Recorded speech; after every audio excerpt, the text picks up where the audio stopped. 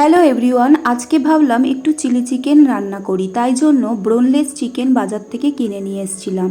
তা আমাদের দুজনের বেশি লাগে না, তাই অল্প করেই নিয়ে এসেছিলাম।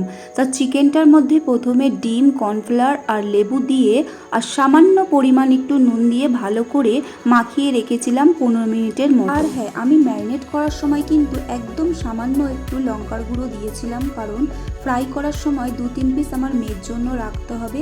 ও আসলে চিলি চিকেনটা খায় না। পর আমি যা যা লাগে উপকরণ রেডি করে নিয়েছিলাম: ক্যাপসিকাম, পেঁয়াজ, টমেটো, ধনেপাতা, লঙ্কা কুচি করা, আদা রসুন বাটা আর সামান্য একটু পেঁয়াজ পাতা আর রসুন পাতাও নিয়েছিলাম।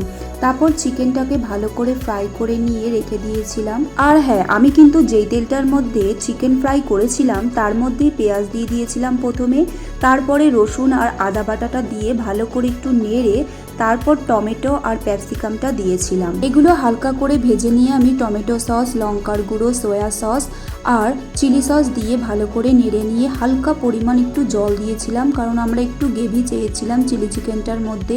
অনেকে আছে যারা ড্রাই খেতে পছন্দ করে।